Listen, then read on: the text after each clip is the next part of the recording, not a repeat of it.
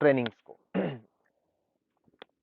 मैंने इस चैप्टर की स्टार्ट में बताया था कि इस चैप्टर में एलिमेंट नंबर 3 में हम वो अरेंजमेंट्स पढ़ेंगे, हम वो प्लानिंग्स और वो अरेंजमेंट्स पढ़ेंगे जिसकी बिना पे हम साइट के रिस्क जो है, अपनी कंपनी के रिस्क को रिड्यूस कर सकते हैं।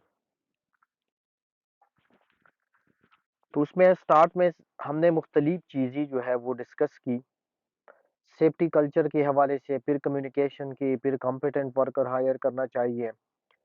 इसके हवाले से हमने कंसल्टेशन के हवाले से हमने बात की कि कंसल्टेशन अरेंजमेंट होनी चाहिए, वर्कर के साथ कंसल्ट करना चाहिए, जितनी हेल्थ एंड सेफ्टी इश्यूज है उसको कंसल्ट करना चाहिए।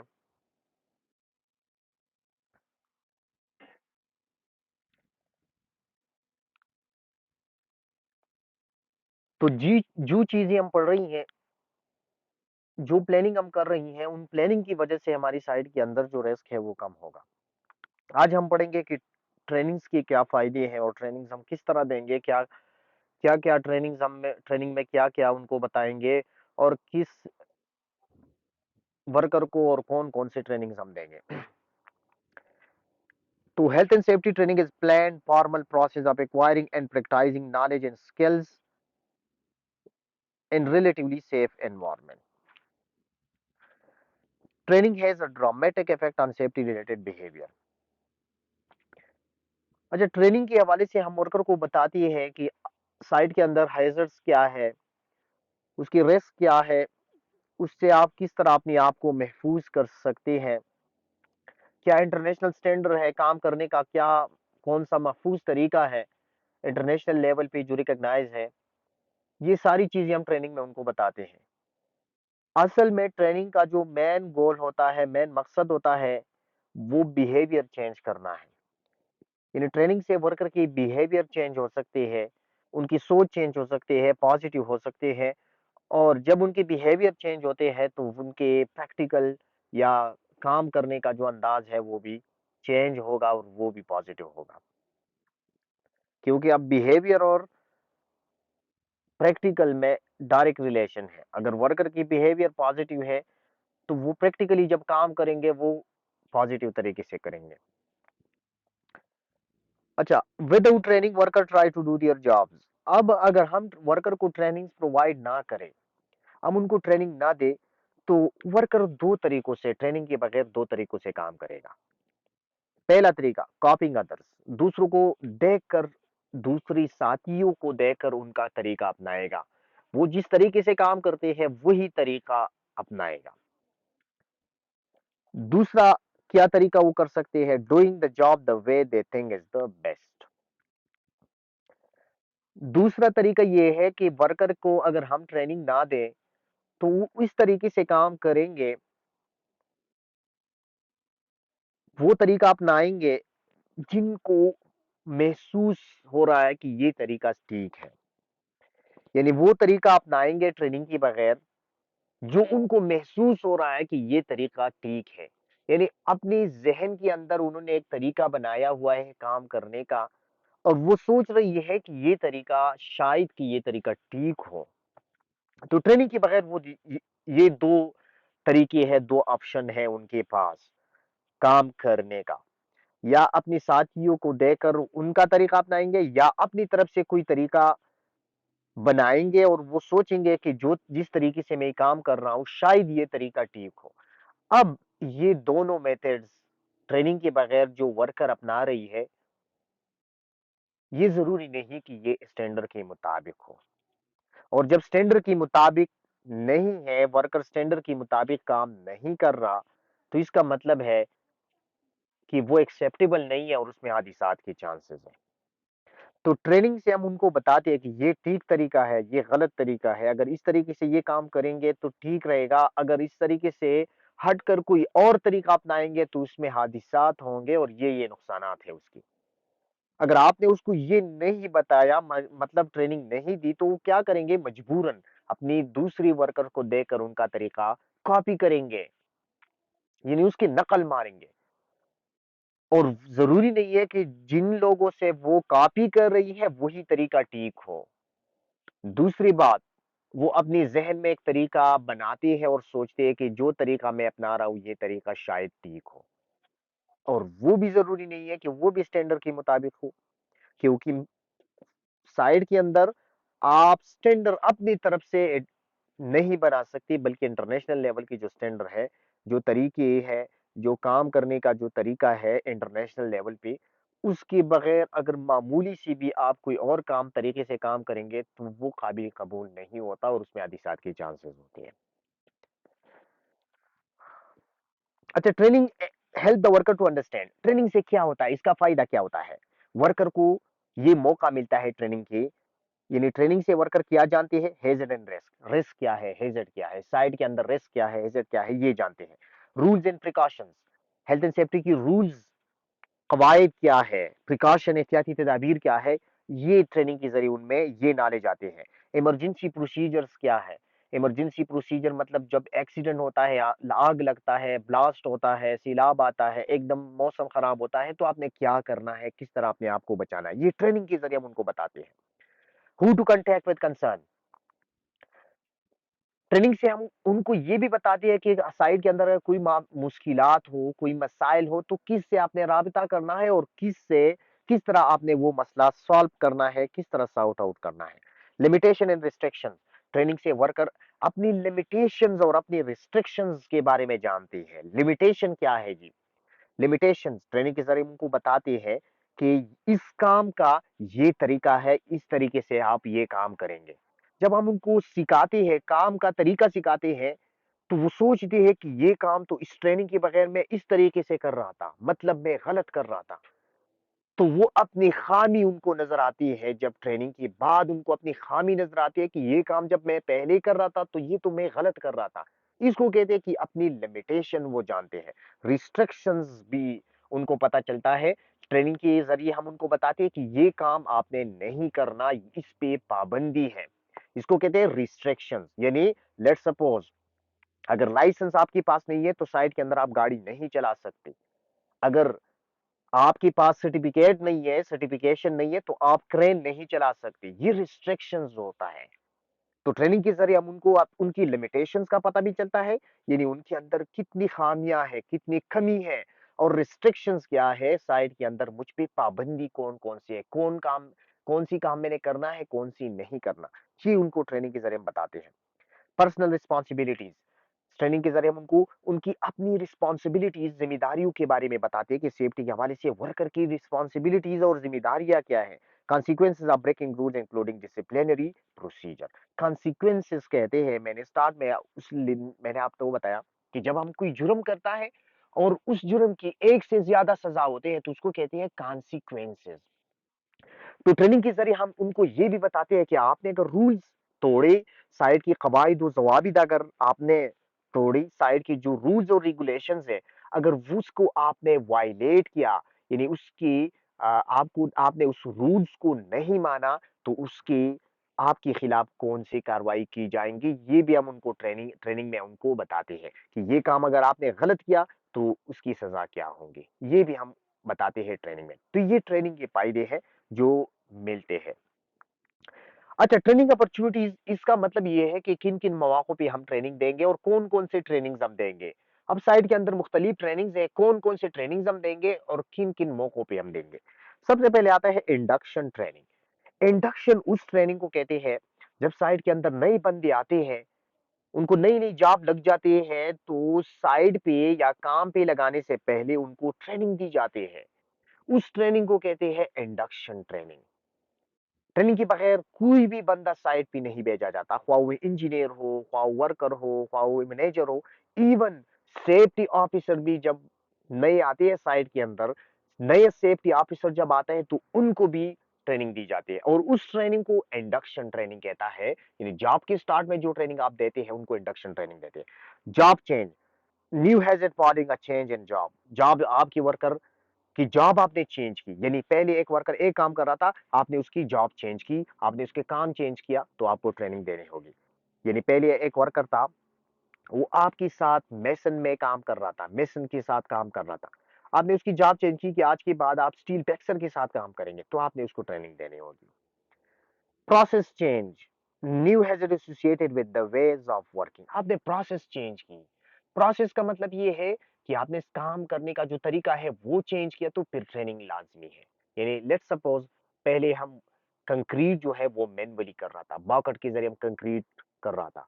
अब हमने कंक्रीट पंप लाया, तो कंक्रीट पंप जब आपने लाया, या हम मिक्सर या लेफ्ट के जरिए कंक्रीट कर रहा था, हमने प्रोसेस चेंज की, यानी हमने कंक्रीट पंप लाया साइड पे। तो कंक्रीट पंप के साथ हैजर्ड्स होते हैं, खतरात होते हैं। फिर आपने वर्कर को इसके हवाले से ट्रेनिंग देनी है कि इसकी साइड साथ जो है कौन कौन से खतरात मुंसलिक है। पहले हम वर्कर से लोड उठाते थे, वजन उठाते थे, सीमेंट की बोरियां 5वीं छत पे, या ब्लॉक्स जो मेसनरी ब्लॉक वो 5वीं छत पे ले जाते थे। अब हमने क्रेन ला के वहां पे या लेफ्ट लगा दिया, तो हमने प्रोसेस काम करने का तरीका चेंज किया। अब जब हम लेफ्ट हमने लाया या क्रेन हमने लाई वहां पे, तो उसके साथ नई नई खतरात होते हैं। उन खतरात से वर्कर को बाखबर करना जरूरी होता है। तो क्या करना होगा, फिर लाजमी है कि आप ट्रेनिंग देंगे।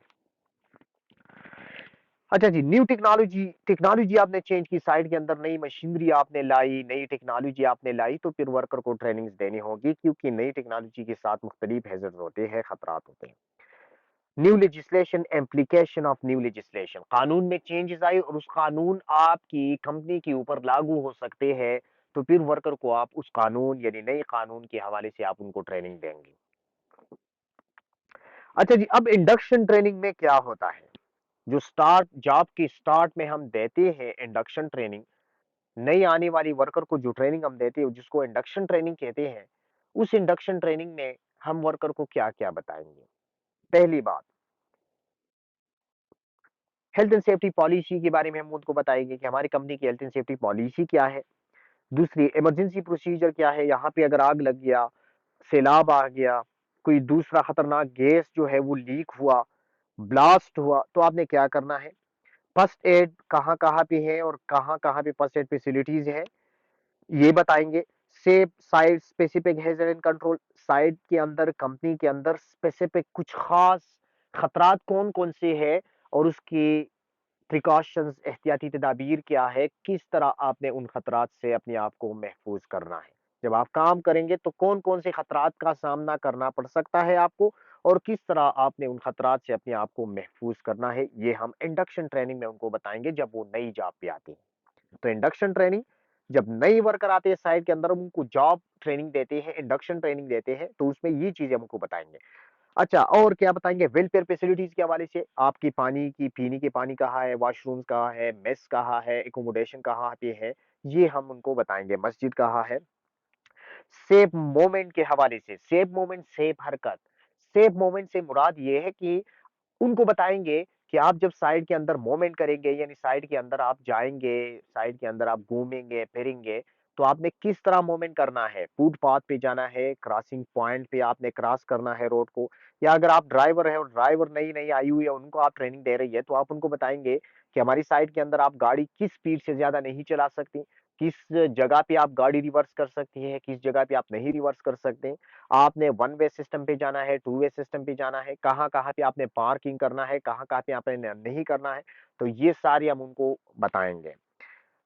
नेक्स्ट जी, एक्सीडेंट एंड इंसिडेंट रिपोर्टिंग, हम उनको ये बताएंगे कि साइड के अंदर जब आप काम करेंगे और मामूली हादसा भी होगा, तो आपने हमें बताना है। मामूली इंसिडेंट्स भी आपने हमें बताना है, हमें इन्फॉर्म करना है, ताकि उनकी वजूहात मालूम हो सके और हम उसको खत्म कर सके, ताकि दोबारा हादसा ना हो। कंसल्टेशन अरेंजमेंट्स, आपके साथ मशवरे के सलाह मशवरे, इसके अलावा आपकी शिकायत की सुनने के हवाले से हमारा क्या तरतीब है और किस तरह हम आपकी शिकायत सॉल्व करेंगे, सॉर्ट आउट करेंगे, ये भी हम इंडक्शन ट्रेनिंग में उनको बताएंगे। सेफ्टी रूल्स क्या है, साइट के अंदर सेफ्टी रूल्स क्या है, कवानीन क्या है। पर्सनल प्रोटेक्टिव इक्विपमेंट, हमारे साइट के अंदर पर्सनल प्रोटेक्टिव इक्विपमेंट, जब आप काम करेंगे तो कौन से पर्सनल प्रोटेक्टिव इक्विपमेंट आप पहनेंगे। पर्सनल प्रोटेक्टिव इक्विपमेंट को हम पीपीई भी बोलते हैं, shortcut PPE, personal protective equipment. अच्छा जी, ये वो इक्विपमेंट होते हैं जो साइट के अंदर वर्कर पहनते हैं और अपने आप को महफूज करते हैं। इसमें आते हैं जी helmet, jacket, shoes, gloves, mask, ये सारी चीजें जो है पर्सनल प्रोटेक्टिव इक्विपमेंट में आते हैं। तो हम उनको ये बताएंगे कि साइट के अंदर कौन कौन से पर्सनल प्रोटेक्टिव इक्विपमेंट आपने पहनना है। Safe working and permits. Safe working क्या है, सेफ वर्किंग प्रोसीजर्स क्या है, हमारे काम करने की प्रोसीजर क्या है, और परमिट सिस्टम के हवाले से उनको बताएंगे। ये दोनों चीज हम आगे आने वाली स्लाइड में पढ़ेंगे कि परमिट सिस्टम क्या होता है और सेफ सिस्टम ऑफ वर्क क्या होता है। रिस्क असेसमेंट के हवाले से हम उनको बताएंगे। रिस्पॉन्सिबिलिटी ऑफ द इंडिविजुअल, आपकी, अब आखिर में उनको बताएंगे कि आपकी जिम्मेदारी क्या है। हेल्थ एंड सेफ्टी के हवाले से आपकी जिम्मेदारी क्या है, ये उनको बताएंगे। और डिसिप्लिनरी प्रोसीजर के बारे में बताएंगे।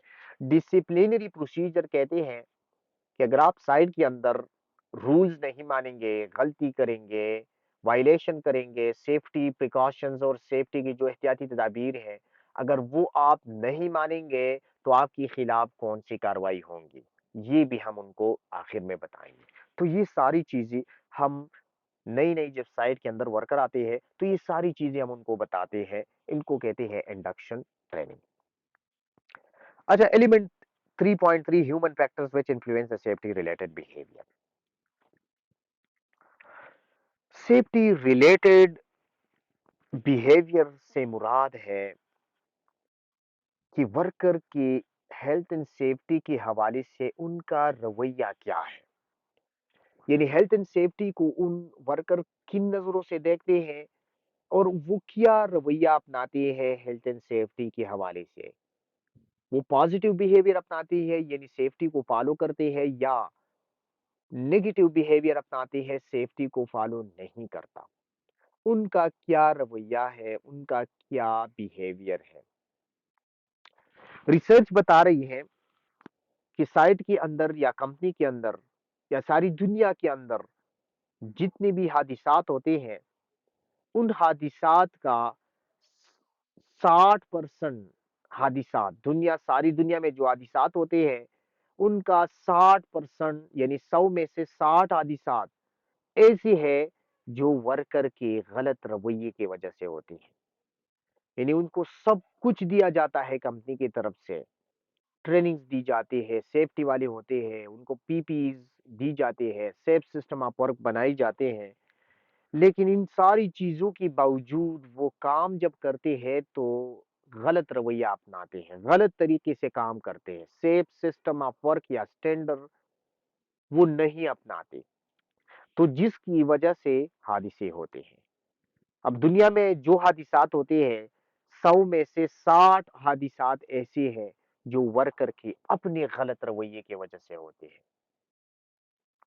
तो इस एलिमेंट में हम पढ़ेंगे कि वो कौन कौन से फैक्टर्स हैं, वो कौन कौन सी चीजें हैं जिसकी वजह से वर्कर का ये रवैया गलत होता जाता है। यानी जिसकी वजह से वर्कर का रवैया गलत भी हो सकता है और सही भी हो सकता है। यानी वो कौन सी चीजें है जो वर्कर की सेफ्टी रवैये पे असरअंदाज होते हैं। यानी वो कौन सी चीजें है, कौन सी अवामिल है जिसकी वजह से वर्कर या गलत काम करने पे आते हैं या वो सही काम करने पे आते हैं, या वो गलत काम करते हैं या सही काम करते हैं। तो वो कौन कौन सी चीज है जिसकी वजह से साइट के अंदर वर्कर की काम करने का अंदाज चेंज होता है और उस पे इन्फ्लुएंस, उस पे असरअंदाज होते हैं, तो वो कौन सी चीज है। तो उसमें तीन चीजें हैं, the job factors, the organisation और द इंडिविजुअल। ये तीन अवामिल है जो वर्कर की रवैये पे असरअंदाज होते हैं। एक जॉब, एक ऑर्गेनाइजेशन, एक इंडिविजुअल। एक जॉब यानी वर्कर जो काम कर रहा है, उस काम में कुछ ऐसी चीजें हैं जिसकी वजह से एक वर्कर गलत काम करता है या सही काम करता है उस काम की वजह से। दूसरी बात, जिस ऑर्गेनाइजेशन में वर्कर काम करते हैं, उस ऑर्गेनाइजेशन में कुछ ऐसी चीजें हैं जिसकी वजह से वर्कर गलत काम करते हैं या सही काम करते हैं। और तीसरी चीज, इंडिविजुअल, इस वर्कर में जाती कुछ ऐसी अवामिल है जिसकी वजह से ये वर्कर गलत काम करते हैं या सही काम करते हैं। अच्छा जी, अब जॉब फैक्टर पे आते हैं। जॉब फैक्टर यानी उसका जो काम है उसकी वजह से वर्कर या गलत काम करते हैं या सही काम करते हैं। अक्सर देखा जाता है कि एक वर्कर, एक ही कंपनी के अंदर एक वर्कर जब एक काम वो करते हैं तो वो ठीक तरीके से करते हैं। जब उसको शिफ्ट किया जाता है दूसरे काम पे उसी कंपनी के अंदर, तो वो दूसरा काम वो गलत तरीके से करते हैं। अब वजह क्या हो सकती है कि पहले वही वर्कर है, वही कंपनी है, वही मैनेजमेंट है, वही कल्चर है, वही सेफ्टी सिस्टम है इस कंपनी का। लेकिन एक काम जब वो कर रहा था तो ठीक तरीके से कर रहा था, दूसरी काम पे जब उसको लगा दिया, शिफ्ट किया तो वो गलत काम कर रहा है। अब ये वर्कर का ये रवैया, ये काम करने का अंदाज, ये बिहेवियर क्यों चेंज हुआ?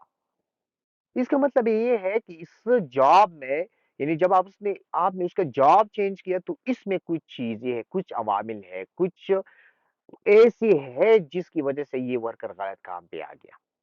अब हो सकता है कि पहले जब वो काम कर रहा था उसमें उसका एक्सपीरियंस था, इसीलिए वो सही तरीके से कर सकता था। दूसरे काम में उसका एक्सपीरियंस नहीं है, इसीलिए वो गलत तरीके से काम कर रहा है। लेट्स सपोज एग्जांपल में दे रहा हूँ, एक वेल्डर है, एक वेल्डर, उसने 5 साल वेल्डिंग किया हुआ है, उसकी वेल्डिंग में अच्छी खासा एक्सपीरियंस है। वो सही तरीके ठीक-ठाक वेल्डिंग कर रहा है। एकदम आप उस वेल्डर को बता रहे हैं कि यार आज के बाद आप शेटरिन वालों के साथ काम करेंगे। तो उस बेचारे ने 5 साल वेल्डिंग में काम किया। अब आप एकदम आपने शिफ्ट किया शेटरिन वालों पे, यानी फार्म वर्क पे, इंस्टॉलेशन पे शेटरिन के साथ वो काम करेंगे। अब शेटरिन ने उसकी काम में उसका तजुर्बा नहीं है, एक्सपीरियंस नहीं है, तो वो काम वो सही तरीके से नहीं कर सकेगा। अब ये गलत काम, वहां पे गलत रवैया अपनाएगा, गलत तरीके से काम करेगा। लेकिन क्यों वो इस तरह कर रहा है? वो इसीलिए कर रहा है कि उसका जॉब आपने चेंज किया, पहले में उसका एक्सपीरियंस था, दूसरे में उसका एक्सपीरियंस नहीं है।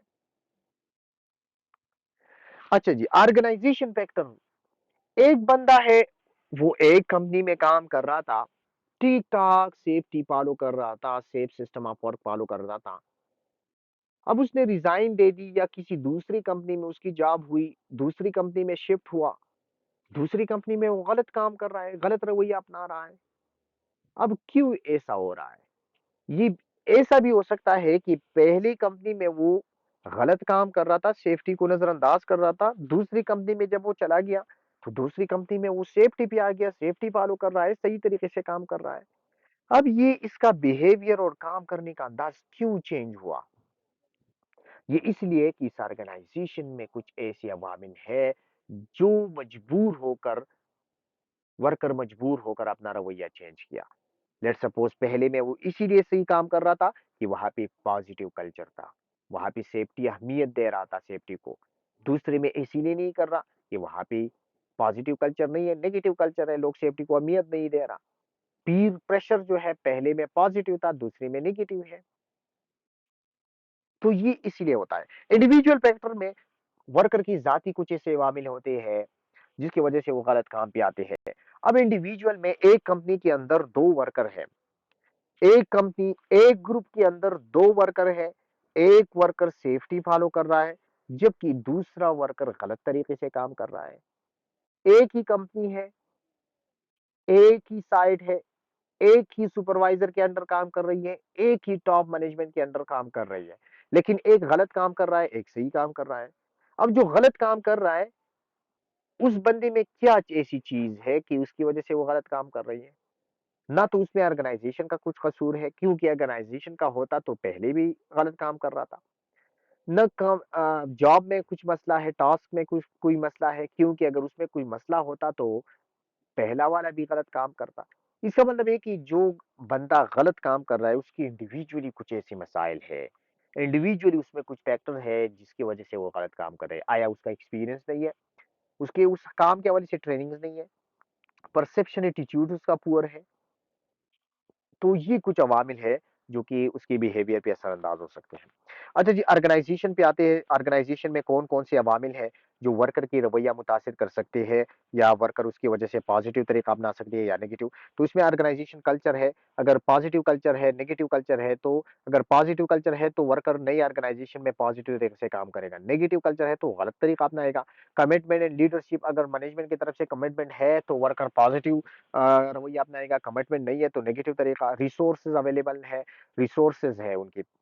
पहली कंपनी में जब वो काम कर रहा था तो वहां पे रिसोर्सेज अवेलेबल थी उनको, इसीलिए रिसोर्सेज का मतलब है उनको ट्रेनिंग दी जाती थी, सेफ्टी पीपीई प्रोवाइड की जाते थे उनको, सेफ्टी जो है जितने सेफ्टी के इक्विपमेंट्स हैं उनको दी जाती थी। टाइम उनको उनके पास प्रॉपर था, तो इसलिए पहली कंपनी में वो सेफ्टी फॉलो कर रहा था। अब दूसरी कंपनी में पीपीईज़ नहीं है, ट्रेनिंग्स नहीं है, तो वो कहाँ से सेफ्टी फॉलो करेंगे? वर्क पैटर्न्स क्या है? वर्क पैटर्न का मतलब ये है कि 7 बजे से लेकर 4 बजे तक काम हो रहा है। अब पहली कंपनी में 8 घंटे वो काम कर रहा था, यानी 4 बजे 7 बजे स्टार्ट होकर 8 घंटे वो काम कर रहा था, जो कि स्टैंडर्ड प्रोसीजर है। इसीलिए वो सही तरीके से काम कर रहा था, उसमें थकावट महसूस वो नहीं कर रहा था, सही तरीका अपनाता था। दूसरी कंपनी में वो आ गया, उससे 12 घंटे काम लिया जाता था, 7 बजे से 7 शाम 7 तक। अब जब ज़्यादा पैटर्न यानी ज़्यादा वक़्त के लिए वो उससे काम लेगा, तो वो गलत तरीका अपनाएँगे, थकावट महसूस करेंगे, उसमें सेफ सिस्टम ऑफ वर्क वो नहीं अपना सकते। कम्युनिकेशन सिस्टम पहले में नहीं था, इसीलिए वो जो है सेफ्टी फॉलो कर रहा था, दूसरी में नहीं कर रहा था।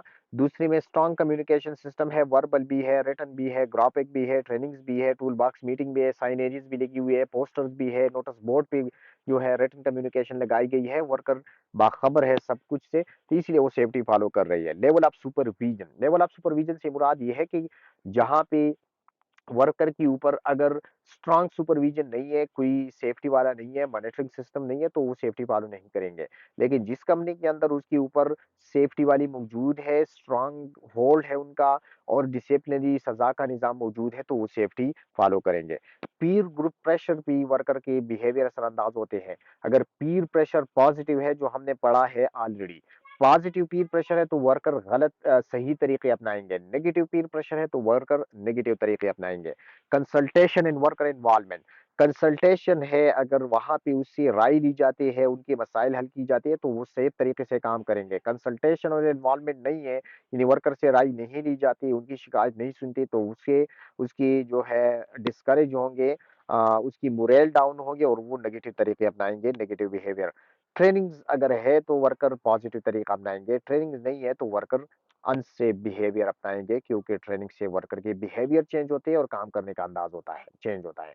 अच्छा जी, जॉब फैक्टर। अब जॉब फैक्टर, एक वर्कर एक काम सही तरीके से कर रहा है, जब उसको शिफ्ट किया जाता है दूसरे काम पे तो वो गलत काम कर रहा है। अब वजह क्या है? वजह ये है कि इस जॉब में जब आपने उसकी जॉब चेंज की, उसका काम चेंज किया, उसका काम दूसरे काम पे आपने उसको लगा दिया, तो उस काम में कुछ चीजें है जिसकी वजह से वो गलत काम पे आ गया। पहली चीज क्या है? टास्क। टास्क का मतलब है जो काम आप उससे ले रही है। पहले काम में उसका तजुर्बा था, सही तरीके से कर सकता था, दूसरे में उस बेचारे की तजुर्बा नहीं है, इसलिए वो गलत तरीके से अपना काम कर रही है, नहीं अपना सकती सही तरीका। वर्कलोड ज्यादा है, पहले में वर्कलोड कम था, वो ठीक तरीके से सेफ तरीके से एसओपीज फॉलो कर रहा था, सेफ प्रोसीजर पे वो अमल पे रहा था। दूसरी कंपनी में वर्कलोड जो है वो ज्यादा है, इसीलिए वो शॉर्टकट अपना रही है और गलत तरीके अपना रही है और सेफ्टी को नजरअंदाज कर रही है। एनवायरमेंट, एनवायरमेंट में तीन चीजें आती है जी। एनवायरमेंट में हमारी नॉइज शोर आता है, लाइट लेवल आता है, डस्ट जो हमारा एनवायरमेंटल एयर क्वालिटी है, वो भी एनवायरमेंट में आते हैं। एनवायरनमेंट जो है, एनवायरनमेंट किस तरह असरअंदाज होते हैं? आपने उसकी एनवायरनमेंट चेंज की, यानी उससे टेम्परेचर चेंज आया। पहली जॉब में उसकी टेम्परेचर रीजनेबल था, दूसरे में उसका टेम्परेचर हाई टेम्परेचर पे वो काम कर रही है, तो वो गलत रवैया अपनाएंगे। किस तरह? मैं आपको समझा रहा हूँ। लेट्स सपोज हम वर्कर से काम ले रही थी, एक साइड की अंदर बिल्कुल जो है रीजनेबल टेम्परेचर में साइड के अंदर कमरे के अंदर हम उससे काम ले रहा था। हम एकदम आपने उसको बाहर धूप पे काम पे लगाया कि आज के बाद आप धूप पे काम करेंगे। तो जब वो धूप पे आएँगे, जून जुलाई का महीना है, जब वो धूप पे काम करेंगे तो हेलमेट भी हटाएँगे, जैकेट भी हटाएँगे और अगर हो सकता है तो शूज़ भी हटा सकते हैं गर्मी की वजह से। अब गर्मी की वजह से उसने गलत रवैया अपनाया। ये गलत रवैया अपना रहा है, यानी हेलमेट हटाना ये गलत रवैया है, अनसेफ बिहेवियर है। लेकिन ये इसने क्यों किया? एनवायरनमेंट की वजह से, यानी टेम्परेचर ज़्यादा है और उसकी वजह से वो मजबूर होकर उसने हटाया। तो एनवायरनमेंट की वजह से भी आपने जॉब चेंज किया वर्कर की और उसमें एनवायरमेंटल फैक्टर शामिल है, तो वो गलत रवैया अपना सकते हैं। डिसिप्लिन एंड कंट्रोल्स, जो कम्युनिकेशन सिस्टम है, जो कंट्रोल्स है वो ठीक तरह से नहीं है। इस वजह से वर्कर की प्रॉपर कम्युनिकेशन नहीं हो रहा, तो गलत रवैये पे आ जाते हैं। प्रोसीजर्स नहीं है। पहले काम में प्रॉपर प्रोसीजर उनको बताया जाता है कि ये काम आप इस तरीके से करेंगे, क्योंकि उस काम में उसका एक्सपीरियंस था। दूसरी काम पे जब आप भेजा जाता है तो उस काम में कोई तरीका आपको नहीं सिखाया जाता। बस आपको काम पे लगाया जाता है कि ये काम करे। इस तरह नहीं बताया जाता कि ये काम आप किस तरह करेंगे, सेफ प्रोसीजर्स क्या है, सेफ वर्किंग प्रिंसिपल्स क्या है, सेफ वर्किंग प्रोसीजर्स क्या है, सेफ सिस्टम ऑफ वर्क क्या है, किस तरीके से आप स्टेप वाइज ये काम करेंगे। अगर ये नहीं बताया जाता तो मजबूरन वर्कर गलत रवैये अपनाएंगे। अच्छा जी, इंडिविजुअल फैक्टर, इंडिविजुअल का मतलब है जाती तौर पर। अब दो वर्कर है एक ही कंपनी के अंदर, एक ही जगह पे जॉब कर रही है, एक वर्कर सही काम करेगा, दूसरा आप देखेंगे वो गलत काम करेंगे। अब ये क्या ऐसी चीजें है कि ये दूसरा वर्कर जो है वो गलत काम कर रहा है? इसका मतलब ये है कि कंपनी के अंदर भी कोई मसला नहीं है, क्योंकि अगर कंपनी की मसला होता, ऑर्गेनाइजेशन में मसला होता तो फिर चाहिए था कि दोनों गलत काम करते। जॉब में भी कोई मसला नहीं है, क्योंकि अगर जॉब में मसला होता तो ये फिर जरूरी था कि दोनों गलत काम करते, अनसेफ बिहेवियर अपनाते। इसका मतलब ये है कि एक सही काम कर रहा है, दूसरा गलत काम कर रहा है, तो इसका मतलब ये है कि जो गलत काम कर रहा है उसमें जाती तौर पर कुछ ऐसे फैक्टर्स है जिसकी वजह से वो गलत रवैये अपना रही है।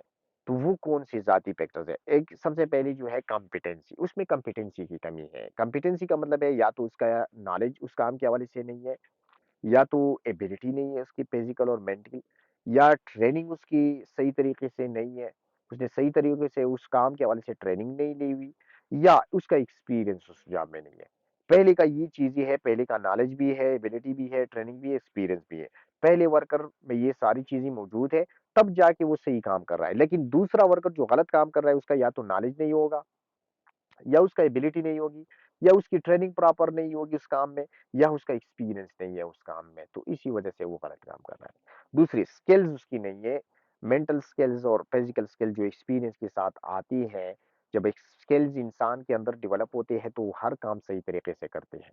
लेकिन जब स्किल्स इंसान में नहीं होता तो वो सही तरीके से काम नहीं कर सकता, और स्किल आते हैं एक्सपीरियंस के साथ।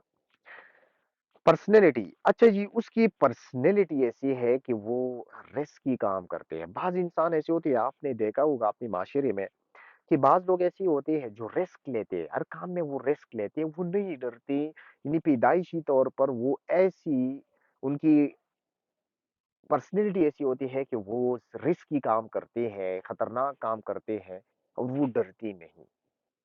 तो इसका मतलब ये है कि वो गलत काम कर रही है और रिस्क ले रही है, गलत काम कर रही है, और डरता नहीं। तो इसका मतलब ये है कि इसमें पर्सनैलिटी में कुछ ऐसी चीज़ें हैं जो कि उसको गलत काम करने पे मजबूर कर रहा है। एटीट्यूड, एटीट्यूड का मतलब ये है कि आपका सोच, आपका नज़रिया, आप किस नज़रों से, किन सोच है, आप क्या सोच रखते हैं किस काम के हवाले से। अगर कोई बंदा जो है उसकी सेफ्टी के हवाले से एटीट्यूड नेगेटिव है, तो वो कभी भी पॉजिटिव तरीके से काम नहीं करेंगे। तो हो सकता है कि जो बंदा गलत काम कर रहा है उसका एटीट्यूड नेगेटिव हो। मोटिवेशंस क्या है जी? Motivation, the thing that is making a person to do what to do, what to person do what they do. अच्छा जी, मोटिवेशन ये है कि आप किसी बंदे को एनकरेज करें, किसी काम करने पे आप आमादा करें, किसी काम करने पे आप उसको इनकरेज करे कि ये काम जो है, आप कुछ ऐसी एक्शन ले उस काम के हवाले से, कुछ ऐसी रिवार्ड इनाम उनको दे, कुछ ऐसी इंसेंटिव्स आप उनको दे दी कि उसकी वजह से वो एनकरेज हो जाते हैं और वो काम करते हैं। अब वर्कर बाज औकात नेगेटिवली मोटिवेटेड होते हैं तो वो गलत काम करते हैं, लेकिन जब हम उनको पॉजिटिव मोटिवेट करते हैं तो वो सही काम करते हैं। मैं आपको एग्जांपल दे रहा हूँ, समझा रहा हूँ, यहाँ एग्जांपल के तौर पर हम अपनी कंपनी के अंदर, हमारा ये सिस्टम होता है कि हर महीने में हम प्राइजेस देते हैं वर्कर को, सुपरवाइजर को, वर्कर को सर्टिफिकेट्स देते हैं। लेकिन वो सर्टिफिकेट्स और वो प्राइज हम किन वर्कर को देते हैं? प्राइज में सुपरवाइजर को या फोरमैन को इस्त्री वगैरह देते हैं, जूसर देते हैं, और सारे वर्कर को हम सर्टिफिकेट्स देते हैं। ये इनाम के तौर पर हम देते हैं। लेकिन किन ग्रुप को देते हैं, कौन सी ग्रुप को देते हैं? जिन ग्रुप में सबसे कम हादिसात होते हैं। यानी जिस ग्रुप में एक्सीडेंट सबसे कम होते हैं साइट के अंदर, उसको हम प्राइज़ देते हैं। साइट के अंदर मुख्तलिफ वर्कर के ग्रुप होते हैं, मेसन अलग होते हैं, कारपेंटर अलग होते हैं, स्टील पैक्सर अलग होते हैं, इलेक्ट्रीशियन अलग होते हैं। तो हम हर महीने के आखिर में हम उनको प्राइजेस देते हैं, इनामात देते हैं। जिस ग्रुप के अंदर सबसे कम हादिसात होते हैं, तो हम उसको इनामात देते हैं। छोटे-मोटे सर्टिफ़िकेट वगैरह देते हैं कंपनी की तरफ से। अब ये है मोटिवेशन। मोटिवेशन यानी जब हम बच्चों को इनाम देते हैं किसी अच्छे काम पे, जब बच्चे जो है वो अच्छे काम करते हैं, तब हम अच्छे ग्रेड्स लेते हैं, अच्छे मार्क्स लेते हैं स्कूल में, तो हम इसको प्राइज़ देते हैं। कि हम क्यों इस तरह करते हैं? हम इसको मोटिवेट करते हैं ताकि नेक्स्ट टाइम ये इससे भी ज़्यादा अच्छा काम करे, इससे अच्छे मार्क्स ले ले नेक्स्ट एग्ज़ाम में। तो ये आपने पॉज़िटिवली मोटिवेट किया उन बच्चों को। तो इस तरह वर्कर को भी सेफ्टी के हवाले से कुछ मोटिवेशंस मिलते हैं और वो मोटिवेशंस वर्कर को मोटिवेट करते हैं। ये प्राइज़ जब आप उनको देते हैं, 1 महीने में 1 ग्रुप जब प्राइज़ लेते हैं, तो उसकी कोशिश होती है कि हर महीने ये इनाम मैं ले लूँ। तो फिर कोशिश करते हैं कि सही तरीके से हम काम करें, हमारे ग्रुप में हादिसात कम से कम हो, ताकि हमें इनाम मिले हर महीने। तो ये आपने मोटिवेट किया और इस मोटिवेशन को कहते हैं पॉज़िटिव मोटिवेशन। इसको कहते हैं पॉजिटिव मोटिवेशन यानी आपने इन वर्कर को पॉजिटिवली मोटिवेट किया यानी वो इनामात वो इंसेंटिव्स वो एप्रिसिएशन वो दात जो हम देते हैं और उसकी उसकी रवैये जो है उसकी वजह से उसका रवैया पॉजिटिवली आते हैं यानी सही रवैया वो अपनाते हैं उसकी वजह से तो उसको कहते हैं पॉजिटिव मोटिवेशन यानी जब हम वर्कर बच्चों को ज्यादा नंबर लेने पे जब हम बच्चों को इनामात देते हैं प्राइज देते हैं पैसे देते हैं बतौर इनाम तो इसका मतलब ये बच्चा हमने मोटिवेट किया पॉजिटिवली हमने उसको मोटिवेट किया अब ये बच्चा हर दफ़ा कोशिश करेगा कि ये इनाम हर दफ़ा में हर एग्ज़ाम में ये प्राइज़ मैं ले लूँ। तो ये इससे इसका रवैया चेंज होगा। इस तरह हम वर्कर को इनामात देते हैं साइट के अंदर, तो हमारा मकसद ये होता है कि हम उनको मोटिवेट करें, पॉज़िटिवली उनका रवैया एनकरेज करें। जब एक दफ़ा एक ग्रुप वर्कर जो है वो इनाम या प्राइज़ लेते हैं, सर्टिफ़िकेट्स लेते हैं, तो हर महीने में उनकी कोशिश होती है कि हर महीने वो इनाम, वो प्राइज़ जो है हम हासिल करें। इस तरह हर ग्रुप ऑफ वर्कर, हर वर्कर का ये कोशिश होता है कि मैं सही तरीके से काम करूँ, ताकि मैं इनाम हासिल कर सकूँ। तो ये होता है पॉज़िटिव मोटिवेशन, तो इससे वर्कर की रवैये पॉज़िटिव साइड पे जाते हैं। एक होता है नेगेटिव मोटिवेशन। अब नेगेटिव मोटिवेशन किस तरह मिलते हैं और नेगेटिव मोटिवेशन के ज़रिए वर्कर की रवैये जो है, बिहेवियर वो गलत हो जाते हैं। किस तरह मैं आपको एग्ज़ाम्पल दे रहा हूँ। लेट्स सपोज मिसाल के तौर पर हम वर्कर को बताते हैं कि जो वर्कर सबसे ज्यादा काम करेगा ज्यादा प्रोग्रेस शो करेगा शाम हर शिफ्ट के आखिर में उनको हम बोनस देंगे यानी एक्स्ट्रा पैसे उनको देंगे एक्स्ट्रा इनाम देंगे अब ये आपने नेगेटिवली मोटिवेट किया अब ये वर्कर क्या करेंगे अब ये वर्कर जल्दी-जल्दी काम करेंगे, सेफ्टी को नज़रअंदाज करेंगे, सेफ्टी को साइड पे फेंकेंगे और इस कोशिश में लगे रहेंगे कि मैं ज़्यादा से ज़्यादा काम कर सकूँ ताकि मुझे ज़्यादा पैसे मिलें। अब ये वर्कर गलत तरीके अपनाएँगे, शॉर्टकट अपनाएँगे, ये इसने क्यों किया इस तरह? इसको एक लालच मिला हुआ है पैसों का, इनाम का, ज़्यादा बोनसेस का और ये लालच जो है, ये मोटिवेशन जो है, ये नेगेटिवली उसका रवैया नेगेटिवली प्रमोट किया। तो ये इसको कहते हैं इंसेंटिव स्कीम या मोटिवेशन। तो आप साइड के अंदर मोटिवेशन इस तरह रखेंगे, इंसेंटिव स्कीम, इनामात और इसका सिलसिला, इसका जो सिस्टम है, इस तरह बनाएँगे कि उसकी वजह से वर्कर का रवैया जो है, वो नेगेटिव की बजाय पॉजिटिव तरीके अपनाते हैं वर्कर। तो मोटिवेशन हमेशा इंसेंटिव स्कीम आप ऐसे रखेंगे कि उससे पॉजिटिव रवैया जो है वो प्रमोट हो सके, ना कि नेगेटिव रवैया। एटीट्यूड वर्कर की एटीट्यूड जो है उसकी वजह से वर्कर गलत काम कर सकते हैं। एटीट्यूड का मतलब ये है कि आप किसी काम के हवाले से आपकी राय क्या है, सोच क्या है, नज़रिया क्या है।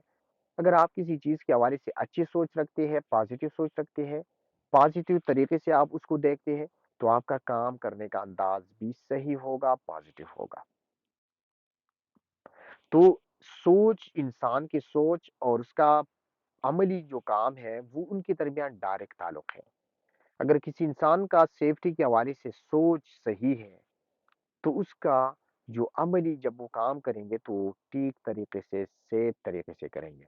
लेकिन अगर इंसान का सोच वो नेगेटिव है, गलत है, सेफ्टी को नज़रअंदाज करने का सोच रहा है, सेफ्टी को नेगेटिवली वो ले रही है, सेफ्टी को अहमियत नहीं दे रहा, तो उस बंदी का जब वो काम करेंगे, बिहेवियर होंगे, प्रैक्टिकली जब अमली तौर पर वो काम करेंगे, तो वो गलत तरीके से काम करेंगे। अब जी, सोच या एटीट्यूड हम किस तरह चेंज कर सकते हैं? कैन बी चेंज, ये इसको हम चेंज कर सकते हैं किस तरह? एजुकेशन एंड ट्रेनिंग के ज़रिए। जब बार-बार ट्रेनिंग देंगे तो सोच चेंज हो सकती है। हाई इम्पैक्ट इंटरवेंशंस के ज़रिए। हाई इम्पैक्ट इंटरवेंशन के हवाले से मैं बता रहा हूँ, आगे चलते हैं। एनफोर्समेंट के ज़रिए, यानी हम उसके ऊपर जो है सज़ा का निज़ाम लागू करें। कंसल्टेशन, उनसे राय लें। जब उनसे राय लेते हैं हर काम में, तो वो फिर ओनरशिप महसूस करेंगे और अखलाकी तौर पर हमारी बात मानेंगे। इन्वॉल्वमेंट, हम उसको इन्वॉल्व करें, यानी किस में शामिल करें, इन्वॉल्व करें, मीटिंग में शामिल करें, ट्रेनिंग में उनको शामिल करें। जब जो डिसीजन हम लेते हैं वर्कर को या उनके नुमाइंदों को हम शामिल करेंगे, तो इससे उसका सोच पॉजिटिव हो सकता है। हाई इम्पैक्ट इंटरवेंशन की तरफ आते हैं कि हाई इम्पैक्ट इंटरवेंशन से हम वर्कर की सोच, सेफ्टी के हवाले से उनका सोच मुस्बत किस तरह बना सकते हैं कि वो पॉजिटिवली सेफ्टी के हवाले से सोचे। हाई इम्पैक्ट इंटरवेंशन होता है क्या? आप इस पिक्चर को देखें, यहाँ पे जो पिक्चर आपको नज़र आ रहा है, अगर ये पिक्चर मैं ट्रेनिंग के दौरान वर्कर को बता दूँ, दिखा दूँ कि आप ग्राइंडर इस्तेमाल कर रही है, कटिंग कर रही है, अगर आप सेफ्टी गार्ड्स इस्तेमाल नहीं करेंगे, सेफ्टी हेलमेट्स इस्तेमाल नहीं करेंगे, सेफ्टी गार्ड्स इस्तेमाल नहीं करेंगे, प्रॉपर तरीके से ग्राइंडर इस्तेमाल नहीं करेंगे, कटर इस्तेमाल नहीं करेंगे, तो ये कटर जो है, ये आपके साथ इस तरह कर सकते हैं, जिस तरह इस बंदे के साथ पिक्चर में किया हुआ है। तो इससे उनका क्या होगा, सोच पॉजिटिव हो जाएगा।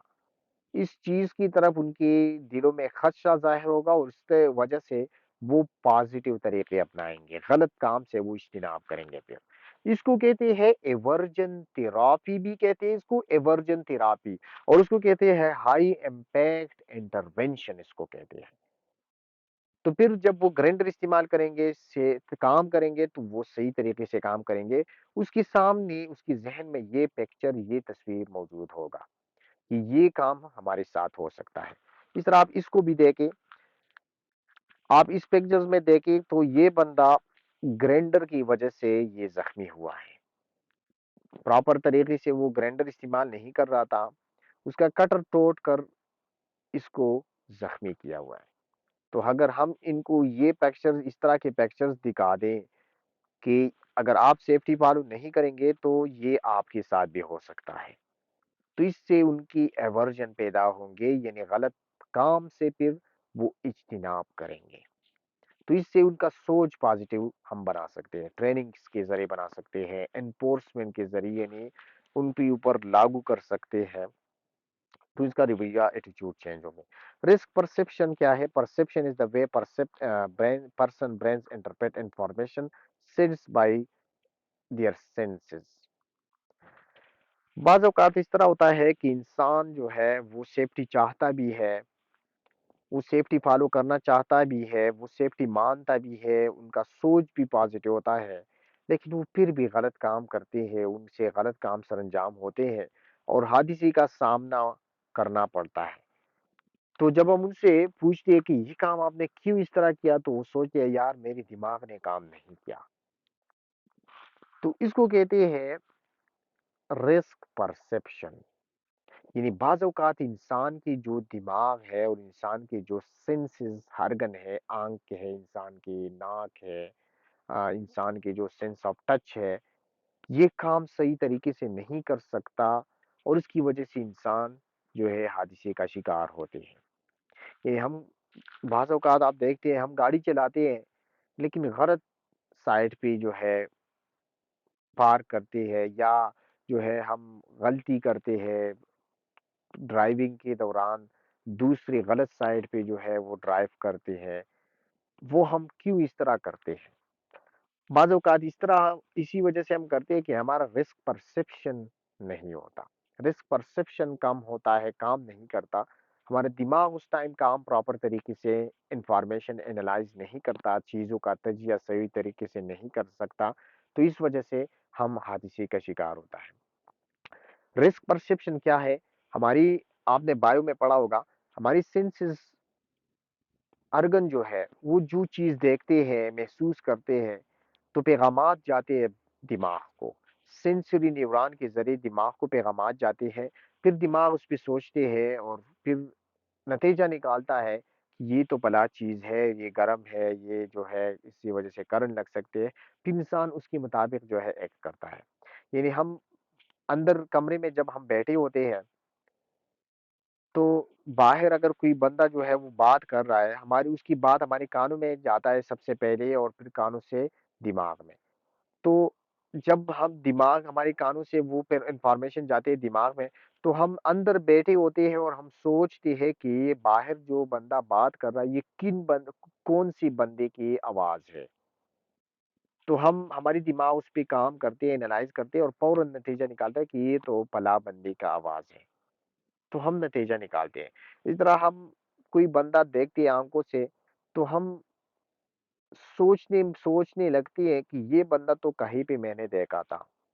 फिर जब दिमाग उस पे सोचते हैं, सोचते हैं, सोचते हैं, तो आखिर में दिमाग जो है नतीजे पे पहुँच जाते है कि ये बंदा इसका ये नाम है और ये फलाँ जगह पे मुझसे मिला था। अब सबसे पहली इस प्रोसेस का शुरुआत कहाँ से होती है? सेंस ऑर्गन से यानी आँख से इसका शुरुआत शुरू होता है। इस प्रोसेस को कहते हैं परसेप्शन। अब बाज़ औक़ात इस तरह होता है कि इंसान की जो सेंसेस ऑर्गन है, दिमाग है, वो सही तरीके से रिस्क का अंदाज़ा, खतरे का अंदाज़ा नहीं लगा सकता और इसकी वजह से हादसे का शिकार होता है। आपने देखा होगा हम छोटे-छोटे बच्चे जो होते हैं, वो हम रोड पे नहीं छोड़ते। जो छोटे बच्चे होते हैं, वो हम रोड पे नहीं बेचते। वजह क्या है? वो खतरा परसेप्ट नहीं कर सकती, यानी खतरे का अंदाज़ा नहीं लगा सकती। उनको ये पता नहीं होता कि अगर गाड़ी दूर है तो खतरा ज़्यादा है, गाड़ी नज़दीक है तो खतरा ज़्यादा है, गाड़ी दूर है तो खतरा कम है। इनको ये अंदाज़ा नहीं हो सकता बस गाड़ी जहाँ भी हो वो रोड क्रॉस करते हैं। वो क्यों इस तरह करते हैं? उनकी इनमैच्योरिटी होते हैं, वो रिस्क का अंदाज़ा, खतरे का अंदाज़ा सही तरीके से नहीं लगा सकती, उसकी दिमाग में चेवर नहीं होती कि वो उस रिस्क का अंदाज़ा लगाए। तो वो जो है वो फिर रिस्की काम करते हैं यानी वो हादसे का शिकार होते हैं, इसलिए हम बच्चों को नहीं छोड़ते। तो रिस्क परसेप्शन का मतलब ये है कि बाज़ औक़ात इंसान गलत काम करता है, चाहता भी है सेफ्टी, उसकी दिमाग भी ठीक होते हैं, लेकिन उसका जो रिस्क परसेप्शन प्रोसेस है, वो ठीक तरह से नहीं हो रहा, तो उसकी वजह से वो हादसे के शिकार होते हैं। अच्छा जी, अब रिस्क परसेप्शन जो है the factor a person can distort perception of hazard and risk. अब जो पर्सन बाज़ औक़ात इंसान का जो परसेप्शन प्रोसेस है, वो इन अवामिल से भी खराब होते हैं। यानी इलनेस बीमारी से, स्ट्रेस दबाव ज़्यादा है, तो इंसान की दिमाग सही तौर पर काम नहीं करता और खतरे का सामना वो कर सकता है। यानी हम जब ड्राइव करते हैं, एकदम हमें कॉल आती है, कोई इमरजेंसी होता है तो हम ड्राइव करते हैं रोड पे तो उस दौरान हादसा हो सकता है क्योंकि हम स्ट्रेस में होते हैं, हमारे दिमाग उस टाइम सही काम नहीं करता। या आपने देखा होगा कि जब हम एग्ज़ाम देते हैं और आखिरी जब टाइम कम होता है, पेपर ज़्यादा रहता है, तो उस दौरान हमारा दिमाग जो है वो काम नहीं कर सकता। तो ये परसेप्शन प्रोसेस जो है, ये इन्फॉर्मेशन निकालना, दिमाग का सोचना, ये प्रोसेस उस दौरान खराब होते हैं। फ़टीग थकावट में भी परसेप्शन प्रोसेस डिस्टॉर्ट होते हैं, इसीलिए हम कहते हैं कि वर्कर से ज़्यादा देर तक आप काम नहीं लेना, क्योंकि उसकी थकावट में उसकी रिस्क परसेप्शन खराब होते हैं और वो उस खतरे का अंदाज़ा सही तरह पर नहीं लगा सकती, उसकी वजह से हादसा हो सकता है। ड्रग्स एंड अल्कोहल की वजह से परसेप्शन इंसान की दिमाग जो है, उसकी सेंसेस काम छोड़ देती है। सही तरीके से रिस्क एनालाइज़ नहीं करते, अंदाज़ा नहीं लगा सकते। प्रीवियस एक्सपीरियंस प्रीवियस एक्सपीरियंस का मतलब ये है कि बाज़ औक़ात इंसान कोई गलत तरीके से काम करते हैं, वो बार-बार करते हैं, पिछले कई सालों से वो करते आ रही है। उसके साथ कोई हादसा पेश नहीं आया, तो इस वजह से उसका जो एक्सपीरियंस है, वो बता रही है कि इस काम से इस तरह करने से कोई हादसा नहीं होगा, ये ठीक तरह मैं कर रहा हूँ। ट्रेनिंग एंड एजुकेशन से अगर ट्रेनिंग एंड एजुकेशन आप वर्कर को नहीं देंगे, तो उसकी रिस्क परसेप्शन जो है, वो डेवलप नहीं होता। यूज़ ऑफ पीपी बाज़ औक़ात पीपीज़ जो हम पहनते हैं उसकी वज़ह से परसेप्शन ख़राब हो सकती है। यानी लेट्स सपोज़ हमने कानों के अंदर ईयर प्लग्स लगाई हुई है, ताकि हम ज़्यादा शोर से अपने आप को अपने कानों को महफ़ूज़ कर सकें। अब मैंने कानों के अंदर लगाई हुई है और पीछे से जो है डंपर आ रहा है, रिवर्स अलार्म लगाया हुआ उसने और मैं उसके सामने खड़ा हूँ। तो उस पर्सन उ उस डंपर के साथ मैं टक्कर खा के गिरता हूँ। अब ये गलत काम मैंने क्यों किया हालाँकि डंपर जो है जब पीछे आ रहा था तो उसने रिवर्सिंग अलार्म भी लगाया हुआ है। लेकिन मैं फिर भी उसके पीछे खड़ा हूँ और हादसे का शिकार हुआ। अब ये गलत रवैया मैं क्यों अपना रहा हूँ? क्योंकि मैंने कानों के अंदर ईयर प्लग्स लगाई हुई है और जो पीपी में आती है पर्सनल प्रोटेक्टिव इक्विपमेंट में आती है ताकि मैं ज़्यादा शोर से अपने कानों को महफ़ूज़ कर सकूँ। अब ये हादसा मुझे किस चीज़ की वज़ह से आया? ये पीपीज़, ईयर प्लग्स जो कानों के बचाने की जो चीज़ें हैं, जो मैंने लगाई हुई है, उसकी वज़ह से मैं इस हादसे का शिकार हुआ।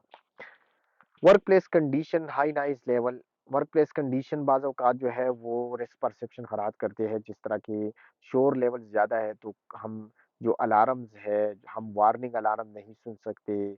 कोई जो वर्कर अगर हम हमें पुकारते हैं कि आप बच जाए, क्रेन पीछे आ रही है, डंपर आ रही है, तो हम वो नहीं सुन पाते तो इसकी वज़ह से हम हादसे का शिकार होता है। अच्छा रिस्क परसेप्शन के हवाले से मैं आपको एक एग्ज़ाम्पल दे रहा हूँ।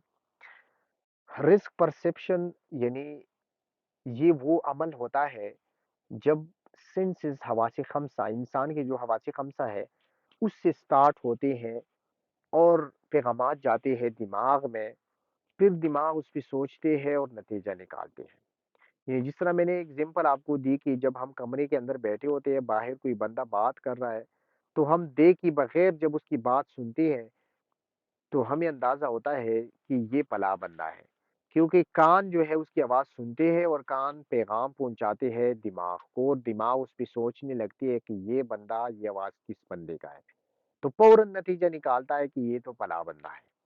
इस तरह जब हम कोई बंदा देखता है और पिछले कई साल पहले हमने उसको देखा था, फिर दोबारा जब हम कई साल बाद उनको देखते हैं तो हमारी आँख जब उस पे पड़ते हैं, तो आँख जब उस पे पड़ते हैं तो हम सोच में लग जाते हैं, दिमाग उस पे फिर सोचने लगती है कि ये बंदा तो कहीं पे मैंने देखा था।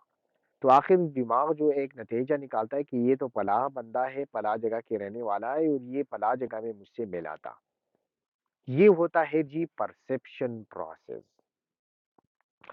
अब बाज़ औक़ात इस तरह होता है कि शायद के अंदर हम जो खतरात है, रिस्क है, उसका अंदाज़ा हम सही तरीके से नहीं लगा सकते, तो हम हादसे के शिकार होते हैं। और उसकी मुख्तलिफ अवामिल फिर हमने पढ़ी कि कौन-सी चीज़ें हैं, क्या वजूहात है कि हमारी दिमाग सही तौर पर खतरात का अंदाज़ा नहीं लगा सकते और हम हादसे के शिकार होते हैं। तो उसमें हमने पढ़ा था कि स्ट्रेस ज़्यादा है, काम ज़्यादा है, बीमारी है, थकावट है, कोई पर्सनल प्रोटेक्टिव इक्विपमेंट की वजह से भी हो सकता है, प्रीवियस एक्सपीरियंस की वजह से हो सकता है। बाज़ लोग जो है वो शराब भी पीकर उसकी नशे की हालात में उसकी दिमाग सही तौर पर काम नहीं कर सकता। आप देखते हैं कि बाहर यूरोपियन कंट्रीज़ में अक्सर जो हादिसात होते हैं वो शराब के नशे में होते हैं, तो उसकी दिमाग फिर उस टाइम सही तौर पर काम नहीं करता। इस प्रोसेस को कहते हैं रिस्क परसेप्शन। अब आते हैं प्रैक्टिकल एग्जांपल की तरफ। पिछले सालों आपने सुना होगा, आपने देखा होगा मीडिया पे चूँकि मीडिया का दौर है, मरी में जो वाक़या आया था, बर्फबारी में जो मरी में जो लोग मरे थे और उसमें मुख्तलिफ लोग बच्चे भी शामिल थे, उसमें ख़वातीन भी थे और मरी में बर्फ़ में फंस कर वो लोग जब मरे थे, this is the best example of risk perception. असल में आपने सोचा होगा कि वो लोग क्यों मरे थे? वो लोग असल में इस वजह से मरे थे कि उन्होंने गाड़ी की हीटर ऑन की हुई थी और शीशी जो है वो पुल की हुई थी। यानी शीशी उन्होंने बंद की हुई थी और गाड़ी की जो हीटर है वो चलाई हुई थी। अब गाड़ी की हीटर जब ऑन होती है तो उसमें गैस पैदा होता है, उसको कार्बन डाइऑक्साइड और कार्बन मोनोऑक्साइड गैसेस पैदा होती है। कंबस्टन प्रोसेस होता है और कार्बन डाइऑक्साइड और कार्बन मोनोऑक्साइड गैस पैदा होता है जब हीटर जो है वो ऑन होता है। अब ये कार्बन डाइऑक्साइड गैस गाड़ी के अंदर जमा होता गया और वहां पे निकलने का कोई इंतजाम नहीं था, शीशे बंद थे। तो फिर क्या हुआ, ये गैस उसकी जो कंसंट्रेशन है वो उसका जो लेवल है वो बढ़ता गया और ये लोग जो है इन लोगों को उसका अंदाजा नहीं हो सकता था, परसेप्ट नहीं कर सकता था, खतरे का अंदाजा नहीं लगा सकता था। क्यों नहीं लगा सकता था? कि कार्बन मोनोऑक्साइड में, कार्बन डाइऑक्साइड में ये मसला है कि उसका स्मेल नहीं है, उसका बू नहीं है। तो परसेप्शन के लिए जरूरी चीज ये है कि आपका हवासी खमसा जो है सबसे पहले उसकी डिटेक्ट करेगा, फिर उसको पहुंचाएगी दिमाग पे और दिमाग उस पे सोचेंगे, नतीजा निकालेंगे। तो कार्बन मोनोऑक्साइड में ये मसला है कि वो उसी डिटेक्ट नहीं कर सकता, यानी स्मेल उसका नहीं है, कार्बन मोनोऑक्साइड का स्मेल नहीं है, बू उसकी नहीं है। तो नाक जो है वो किस तरह उसको डिटेक्ट करेंगे और किस तरह पे अम्मा जो है वो दिमाग तक पहुंच जाएंगे। तो इन लोगों को खतरे का अंदाजा नहीं था, इसी वजह से वो लोग अंदर बैठे हुए थे और सारे की सारी जो है वो सफोकेट होकर, बेहोश होकर मर गई। अब लेट सपोज, मिसाल के तौर पर, इस कार्बन डाइऑक्साइड की बू अगर इस बू की तरह, इस गैस की तरह होता जो हम घरों में इस्तेमाल करते हैं जलाने के लिए, एलपीजी वगैरह, अगर इसकी बू इसकी तरह होता तो ये इन वर्कर को अंदाजा होता, जिस तरह हमारे घरों में लीक होते हैं, जब गैस लीक होते हैं, पाइपलाइन, एलपीजी की पाइपलाइन अगर लीक होती है तो हमें अंदाजा पौर होता है कि कहीं पे गैस लीक है। तो हम फौरन अलर्ट हो जाते हैं और उसको देखते हैं कि कहाँ पे गैस पाइपलाइन लीक है, हम उसको बंद भी करते हैं और उसकी इंतजाम भी करते हैं। अगर इस कार्बन डाइऑक्साइड की बू होती तो ये लोग ना मरते, क्योंकि उसकी रिस्क परसेप्शन प्रोसेस एक्टिवेट होते और दिमाग उस पे काम करते, खतरे का अंदाजा लगा सकते और वो लोग जो है उसमें चांसेस थे कि वो बच जाते। तो रिस्क परसेप्शन के लिए जरूरी है कि आपके जो हवासी खमसा है, सेंस ऑर्गन है, सबसे पहले उस ये खतरात को डिटेक्ट करेंगे और फिर पैगाम पहुंचाएंगे दिमाग को। अब हम जब हम कमरे के अंदर होते हैं और गैस, एलपीजी गैस लीक होते हैं तो हमें फौरन अंदाजा होता है कि खतरा है, गैस कहीं पे लीक है, माचिस किसी ने नहीं जलाना। तो ये खतरा हमें महसूस होता है। अब असल में आपके पास ये भी नॉलेज होगा, अगर नहीं है तो आप बतौर नॉलेज ये याद रखिए कि जो घरों में हम सिलेंडर में जो गैस इस्तेमाल करते हैं या पाइपलाइन में जो गैस आते हैं, इसकी भी अपनी कुदरती स्मेल नहीं है। इसमें इसकी जो स्मेल है, इसके साथ एक केमिकल मिलाया जाता है और उस केमिकल का नाम है मरकप्टेन। तो ये इसमें मिलाया जाता है ताकि लोगों को पता चले, अगर ये लीक है तो उसकी लीकेज का पता चले। अगर ये चीज, ये केमिकल इसमें शामिल ना करते तो इस रिस्क का भी हम परसेप्ट नहीं कर सकते थे, इसका अंदाजा भी हम नहीं लगा सकते थे और फिर हादसा ज्यादा होते। तो रिस्क परसेप्शन के हवाले से ये कुछ डिटेल था। Element 3.4 is the risk assessment. Risk assessment क्या है? सिंपल लैंग्वेज में सबसे पहले आप हैजर्ड जाने, ये हमने डिटेल में डिस्कस की थी चैप्टर नंबर 1 में कि हैजर्ड क्या है। Hazard is something that is a potential to cause harm. हर वो चीज जिसमें सलाहियत है कि वो आपको नुकसान पहुंचाए, ये हैजर्ड कहलाता है। रिस्क क्या है? Risk is the probability that the hazard will cause harm. Possibility क्या है? प्रोबेबिलिटी क्या है? चांसेस कितने हैं कि हैजर्ड जो है आपको नुकसान पहुंचाए, इसकी चांसेस कितने हैं, ये रिस्क कहलाता है। आप पहली पिक्चर में देखिए, shark in the ocean is a hazard. एक दरिया में मछली है, शार्क है, और वो इंसान को नुकसान पहुंचाने की सलाहियत रखते हैं, लेकिन वो शार्क पानी के अंदर है और एक बंदा किनारे पे खड़ा है। अब यहाँ पे पानी के अंदर जो शार्क है वो हैजर्ड है और बायोलॉजिकल हैजर्ड है, वो इंसान को नुकसान पहुंचाने की सलाहियत रखते हैं। लेकिन ये बंदा जो है ये साइड किनारे पे खड़ा है, तो हादसे के चांसेस यानी नुकसान पहुंचाने के चांसेस या हादसे के चांसेस बहुत कम है। तो रिस्क कम है। दूसरी पिक्चर में आप देखिए वही शार्क है, वही मछली है, लेकिन वो बंदा उसकी नजदीक तैर रहा है। तो अब चांसेस जो है नुकसान पहुंचाने के चांसेस जो है, इम्कानात जो है वो ज्यादा हो गई है। तो इम्कानात का ज्यादा होना, इट इज कॉल्ड रिस्क। तो अब रिस्क जो है ये ज्यादा हो गया है। तो हेज़र्ड क्या है? हर वो चीज जो नुकसान पहुंचाने की सलाहियत रखती है। रिस्क क्या है? नुकसान पहुंचाने की इम्कानात कितने हैं, ये रिस्क है। पहली पिक्चर में इम्कानात नहीं है, रिस्क नहीं है, लेकिन हेज़र्ड पहली पिक्चर में है। दूसरी पिक्चर में इम्कानात भी है और हेज़र्ड भी मौजूद है। रिस्क और हेज़र्ड दोनों दूसरे पिक्चर में मौजूद है। तो ये है रिस्क और हेज़र्ड। ये डिटेल में मैंने डिस्कस की थी और रोड क्रॉस का एग्जांपल में भी मैंने दिया था कि जब हम हाईवे क्रॉस करते हैं, एक रोड क्रॉस करते हैं जब हम, तो हमारा ये आदत होती है कि हम एक साइड पे भी देखते हैं और दूसरी साइड पे भी देखते हैं। अब ये एक साइड पे दूसरी साइड पे देखना, ये हम क्यों इस तरह करते हैं? हम असल में उस दौरान रिस्क असेसमेंट करते हैं। रिस्क असेसमेंट यानी रिस्क का खतरे का अंदाजा हम लगाते हैं कि गाड़ी कितनी दूर है, कितनी नज़दीक है। अगर गाड़ी दूर होता है, तो हम रोड क्रॉस करते हैं, क्योंकि हमें अंदाज़ा होता है कि गाड़ी दूर है और वो हमें ज़ख्मी नहीं कर सकता। रिस्क कम है, इसका मतलब है रिस्क कम है, तो हम रोड क्रॉस करते हैं, यानी चांसेस कम है। लेकिन जब गाड़ी नज़दीक होती है, तो हम रोड क्रॉस नहीं करती, क्योंकि रिस्क ज़्यादा है, चांसेस ज़्यादा है, गाड़ी के साथ एक्सीडेंट की चांसेस ज़्यादा है, तो हम रोड नहीं क्रॉस करते और हम रुक जाते हैं। अब ये जो चलती गाड़ी है, ये हैज़र्ड है, लेकिन रोड क्रॉस करना और चांसेस की कितनी चांसेस है इसके साथ एक्सीडेंट की, तो ये रिस्क है।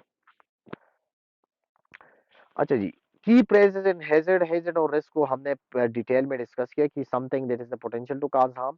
हैज़र्ड में केमिकल फिजिकल भी हो सकते हैं, केमिकल बायोलॉजिकल, एर्गोनॉमिक और साइकोलॉजिकल हो सकते हैं। एर्गोनॉमिक हैज़र्ड्स क्या है? एर्गोनॉमिक वो हैज़र्ड है, यानी इंसान की एर्गोनॉमिक वो हैज़र्ड होते हैं जब इंसान की मस्कुलोस्केलेटल सिस्टम को नुकसान पहुंचाने की सलाहियत रखती है। इन इंसान के मसल्स को, इंसान की जो बैक है, इंसान के स्पाइनल कार्ड जो है, उसको अगर नुकसान पहुंचा सके, इंसान के मसल्स को, इंसान की टिश्यूज को, तो वो एर्गोनॉमिक हैज़र्ड कहलाते हैं।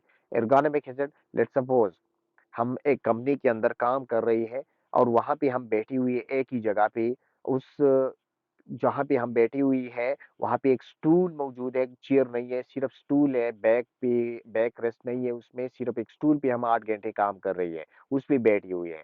तो ये एर्गोनॉमिक रेस्ट फैक्टर है। हम 8 घंटे अगर उस पे काम करेंगे, तो 8 घंटे बाद जो है हमारे कमर में दर्द होंगे और हम नहीं उठ सकेंगे, तो ये एर्गोनॉमिक हैज़र्ड है। हम कंप्यूटर पे काम कर रही है 8 घंटे, 12 घंटे हम मुसलसल कंप्यूटर पे टाइपिंग कर रही है, कंपनी के अंदर। ये एर्गोनॉमिक हैज़र्ड है। 8 घंटे, 10 घंटे बाद हमारी जो उँगलियाँ हैं वो दर्द महसूस करेंगे, तो हमारी आँख जो है वो दर्द महसूस करेंगे, सर में दर्द होगा, ये सारे एर्गोनॉमिक हैज़र्ड कहलाते हैं। और साइकोलॉजिकल हैज़र्ड जो है, वो जब नफ्सियाती तौर पर इंसान को नुकसान पहुँचाए, नफ्सियाती तौर पर यानी आपकी काम ज़्यादा है, बोझ ज़्यादा है, एक साइट के अंदर आपके साथ आपको गाली दी जाती है, मामूली सी बात पे आपके साथ झगड़ा किया जाता है, ये साइकोलॉजिकल हैज़र्ड है। रिस्क क्या है जी? The likelihood of harm occurring in the combination of the severity of the forcible harm. Risk का डिफिनीशन मैंने आपको बताया था कि chances of the accident is called risk, लेकिन यहाँ पे डिफिनीशन में एक और चीज भी शामिल किया हुआ है कि सेवेरिटी भी शामिल किया, शिद्दत, यानी जख्मी होने की चांसेस कितनी है, और अगर आप जख्मी हो जाते हैं या हादसे की चांसेस कितनी है, और जब हाथ के साथ हादसा पेश आता है, तो सेवेरिटी उसकी शिद्दत कितनी होगी, यानी कितना नुकसान आपको मिलेगा। तो ये दो चीज इसमें शामिल की गई, यानी चांसेस कितने हैं, और अगर हुआ हादसा, तो आपको कितनी जो है नुकसान, आपको किस नवीयत की, किस शिद्दत की नुकसान आपको मिलेगा।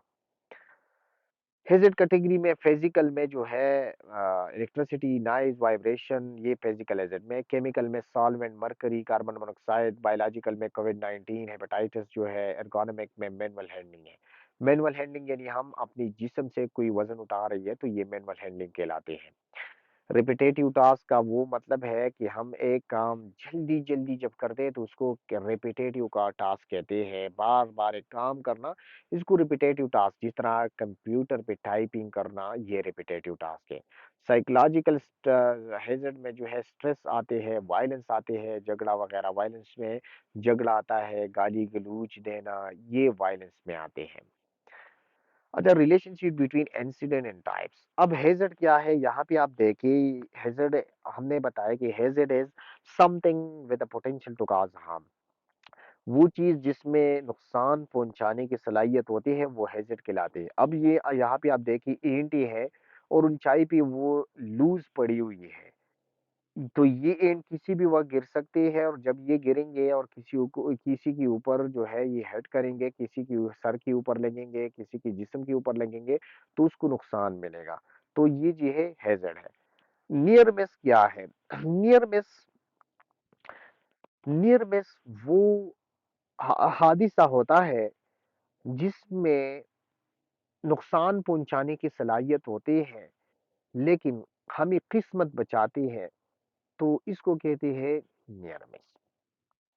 यानी ये ईंट जो है ये ऊपर से गिर रही है और बिल्कुल इस वर्कर के बिल्कुल करीब ही गिरते हैं। अब ये ईंट अगर उसकी सर के ऊपर लगता तो ये जख्मी हो सकता था, लेकिन ये किस्मत की वजह से ये बच जाती है और बिल्कुल करीब उसके जिस्म के करीब बिल्कुल गिरते हैं। तो इस टाइप ऑफ हादिसी इंसिडेंट्स को हम नियर मिस इंसिडेंट कहते हैं, यानी जिसमें सलाहियत होते हैं नुकसान पहुंचाने के, लेकिन हम बाल बाल बच जाते हैं, तो उसको कहते हैं नियर मिस केस। और इंजरी जो उसके ऊपर लिखते हैं और वो जख्मी होता है तो ये इंजरी इंसिडेंट कहलाता है। रिस्क असेसमेंट अब क्या है? The formal process of identify preventive and protective measure by evaluating the risk arising from the hazard, taking into adequacy of the existing control and deciding whether or not the risk is acceptable. Risk assessment वो अमल होता है, वो process है जो हम करते हैं site के अंदर और हमें अंदाजा लगाती है कि इस काम की वजह से कितना खतरा है, हादिसे की कितनी चांसेस है, कितने इम्कानात हैं और किस तरह हम इस इम्कानात को कम करेंगे। यानी वो अमल, वो प्रोसेस है रिस्क असेसमेंट, सिंपल लैंग्वेज में वो प्रोसेस है, वो अमल है रिस्क असेसमेंट जो हम साइट के अंदर, कंपनी के अंदर करते हैं और खतरात मालूम करते हैं और फिर उसकी ये अंदाजा लगाते हैं कि इन खतरात की वजह से हादिसात की चांसेस कितने हैं, यानी रिस्क कितना है, और फिर उसकी चांसेस को खत्म करते हैं, कम करते हैं। किस तरह कम करते हैं? स्टैंडर्ड इम्प्लीमेंट करते हैं और वो स्टैंडर्ड कहाँ से आते हैं? वो इंटरनेशनल स्टैंडर्ड्स जो है आईएलओ की, इंटरनेशनल लेबर ऑर्गेनाइजेशन की, ओशा के, वो हम इम्प्लीमेंट करते हैं और उनकी वजह से हम खतरात के या हादिसे के चांसेस कम करते हैं। तो इस प्रोसेस को कहते हैं रिस्क असेसमेंट, यानी खतरात का अंदाजा लगाना, इस प्रोसेस को कहते हैं रिस्क असेसमेंट प्रोसेस। तो purpose of the risk assessment, अब जब हम रिस्क असेसमेंट करते हैं तो इसका असल में इसका मकसद क्या है? इस रिस्क असेसमेंट का एक वीडियो लिंक, यूट्यूब का एक वीडियो लिंक मैं शेयर करूंगा। आप वो वीडियो देख ले, इससे आपका आइडिया रिस्क असेसमेंट के हवाले से क्लियर होगा। रिस्क असेसमेंट मैंने आपको बताया कि जिंदगी में हम गैर इरादी तौर पर एक बच्चा भी रिस्क असेसमेंट करते हैं, लेकिन हमें अंदाजा नहीं होता कि हम ये असल में क्या कर रही है। जिस तरह मैंने आपको मिसाल दिया कि जब हम रोड क्रॉस कर रही है तो हम एक साइड पे भी देखते हैं और दूसरी साइड पे भी देखते हैं। ये हम क्यों इस तरह करते हैं? ये हम इसलिए करते हैं कि साइड यानी रोड पे जो है खतरात है, रोड पे हैजर्ड्स है, गाड़ियां हैं, गाड़ी एक हैजर्ड है, तो हम इधर-उधर इसलिए देखते हैं कि हम इन गाड़ियों की वजह से जो कि हैजर्ड है, उनकी वजह से खतरात यानी गाड़ी के साथ टक्कर खाने के चांसेस कितने हैं, यानी चांसेस कितनी है का मतलब रिस्क कितना है। इसीलिए हम इधर-उधर देखते हैं तो हम रिस्क का यानी चांसेस का अंदाजा लगाते हैं। तो ये प्रोसेस रिस्क असेसमेंट कहलाता है।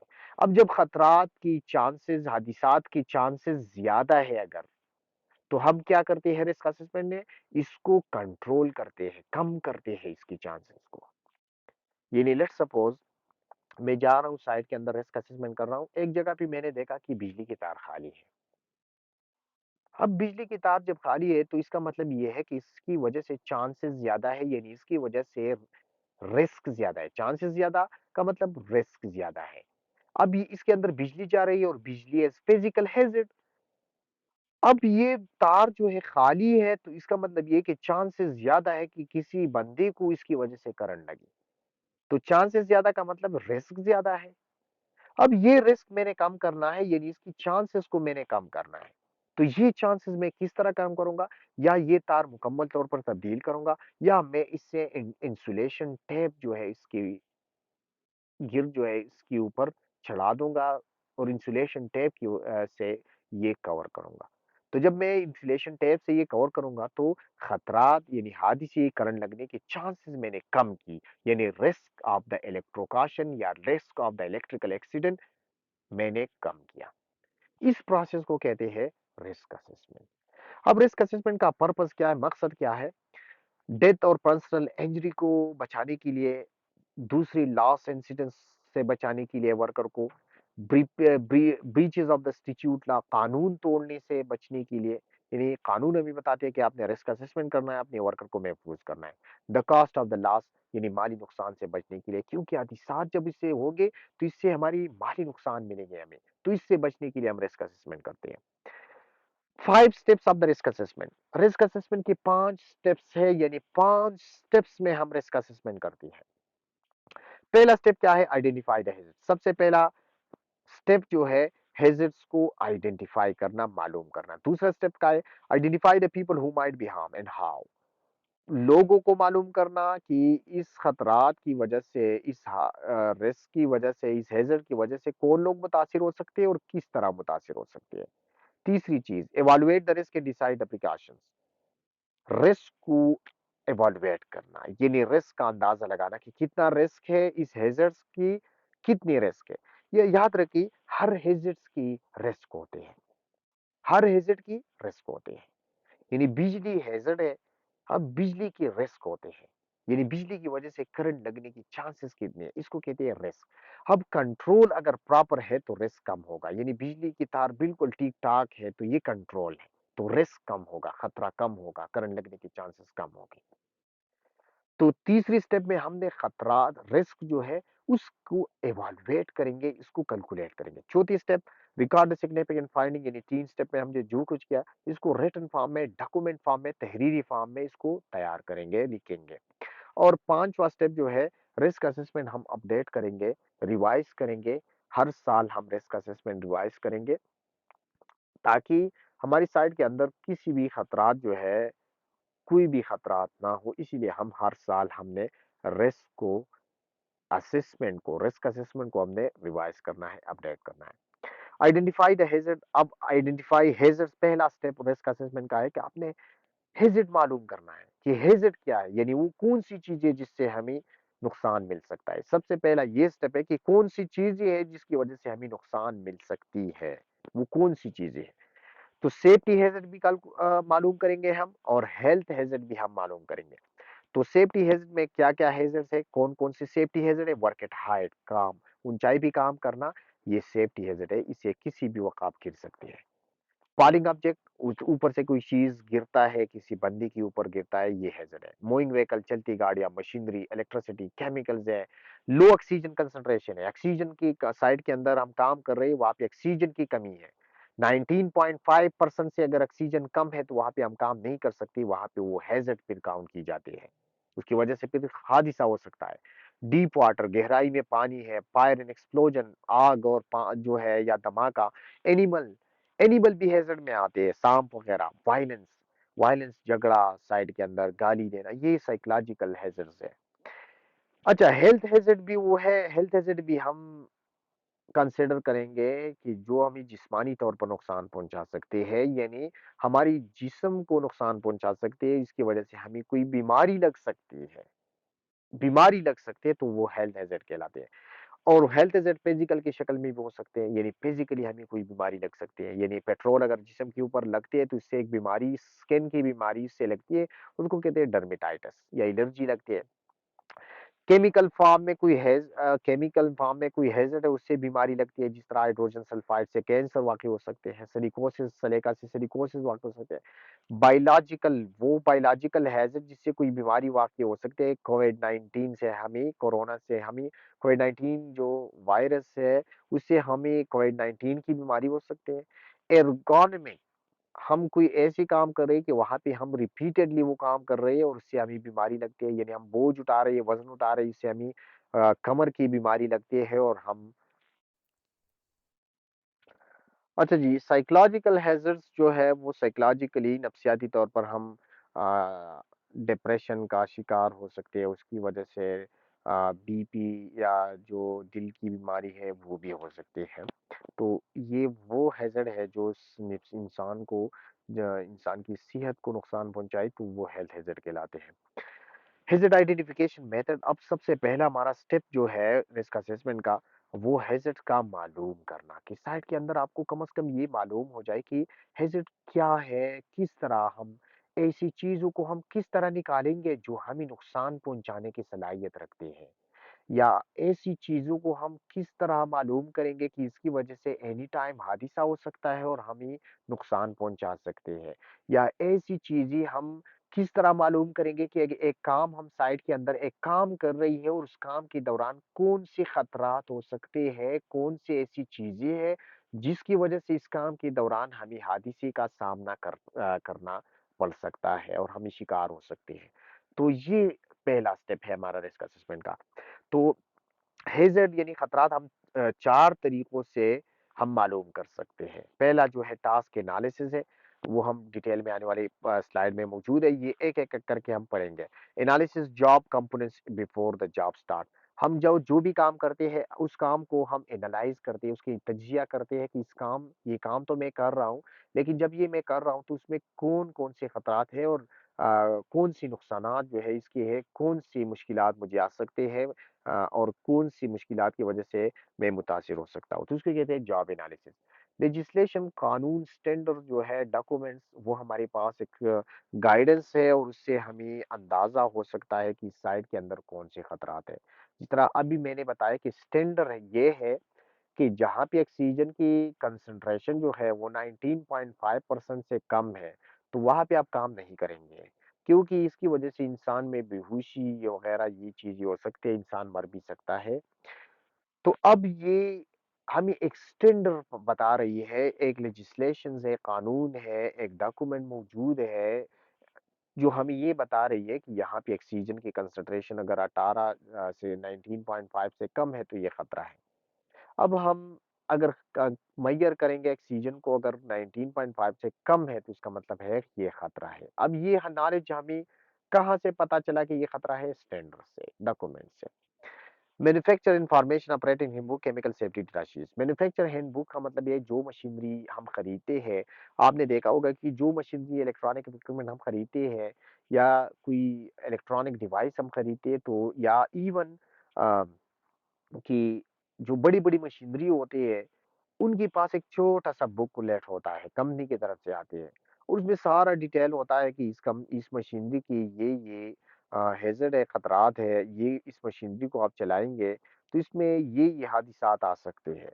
इस तरह आप मेडिसिन्स में भी देखिए, एक छोटा-सा उसमें चिट होता है और उसमें सारी जो मेडिसिन्स की जो कंपोज़िशंस है, उसके साइड इफ़ेक्ट्स है, ये उसमें मौजूद होते हैं।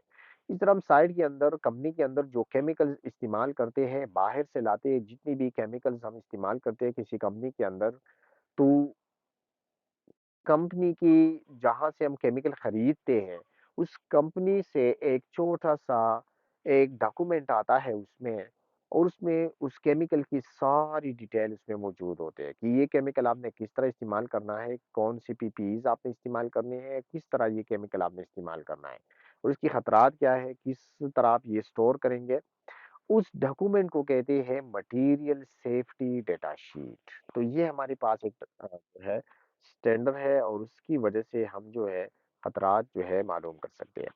Incident data, near miss and incident data, हम ऑर्गेनाइजेशन के जब हादिसात देखते हैं, उसके रिकॉर्ड देखते हैं, तो हमें अंदाजा होता है कि यहाँ पे कौन कौन से खतरात है इस कंपनी के अंदर, इस काम की वजह से कौन कौन सा खतरा है जो कि हमें फेस कर सकते हैं। क्योंकि हम उसकी प्रीवियस जब रिकॉर्ड देखते हैं, तो उस रिकॉर्ड में सब कुछ मौजूद होते हैं कि पिछले साल इस काम की वजह से ये हादसा पेश आया। तो फिर हम अंदाज़ा हमें होता है कि इस काम में ये खतरा मौजूद है क्योंकि इसकी वजह से पिछले साल हादसा हुआ था। तो ये हमारे पास इन्फॉर्मेशन होता है। हैज़ार्ड आइडेंटिफिकेशन मेथड में सबसे पहला हमारा है टास्क एनालिसिस। टास्क एनालिसिस का मतलब ये है कि साइट के अंदर जो काम हम करते हैं, उस काम को हम छोटे-छोटे स्टेप्स में डिवाइड करते हैं और हर स्टेप में फिर हम खतरा निकालता है कि ये स्टेप जब हम करेंगे, तो इसमें ये खतरा है, इसको हम किस तरह कंट्रोल करेंगे। दूसरा स्टेप जब हम करेंगे, तो इसमें ये खतरा है और किस तरह हम उसको कंट्रोल करेंगे। तीसरी चेप स्टेप में जब ये स्टेप करेंगे, तो इसमें ये खतरा है और किस तरह हम इसको कंट्रोल करेंगे। तो इसको कहते हैं टास्क एनालिसिस। अब टास्क एनालिसिस जब हम करते हैं, तो इसके लिए हम एक लफ्ज़ यूज़ करते हैं, एक एक्रोनिम यूज़ करते हैं, एब्रिविएशन यूज़ करते हैं। इसको कहते हैं SREEDM, SREDIM, SREEDM। SREEDM का मतलब है, एस का मतलब है सेलेक्ट द टास्क, यानी जो काम आप कर रहे हैं, उसको आप सेलेक्ट करेंगे। आर का मतलब है record the stages of the task, उस काम को आप छोटे-छोटे स्टेप्स में डिवाइड करें, छोटे-छोटे स्टेजेस में डिवाइड करें। तीसरा, अब सेफ्टी के अंदर हम जो भी काम करते हैं, हम इस तरह करते हैं। तीसरा step, evaluate the risk associated with each step. अब हर स्टेप में जो रिस्क है, जो खतरा है, आप उस खतरे को निकालें कि इस स्टेप में ये खतरा है। चौथा स्टेप, डी का मतलब है डेवलप सेफ वर्किंग मेथड, यानी आप सेफ वर्किंग मेथड बनाए कि इस स्टेप में जो खतरा है, इस खतरे से मैं किस तरह अपने आप को बचा सकता हूँ। यानी ये किस तरह का जो जवाब है, इसको कहते हैं सेफ वर्किंग मेथड या सेफ सिस्टम ऑफ वर्क। और फिर हम उसको क्या करेंगे, इम्प्लीमेंट करेंगे, implement the safe working method, यानी इस सही तरीकों को, यानी महफूज तरीकों को हम लागू करेंगे साइट के अंदर, ताकि ये वर्कर जो काम कर रहे हैं, इसकी वजह से कोई हादिसा उनको ना हो। और फिर मॉनिटर भी करेंगे, यानी उसके ऊपर जो है चेक एंड बैलेंस भी करेंगे, ताकि ये वर्कर वो तरीका जो हमने बनाया हुआ है, वो तरीका अपनाए। अच्छा, सोर्स ऑफ इंफॉर्मेशन जो है वो इंटरनल भी हो सकते हैं, एक्सटर्नल भी हो सकते हैं। यानी हम जब रिस्क असेसमेंट देखते हैं, तो कुछ डॉक्यूमेंट्स हम देखते हैं।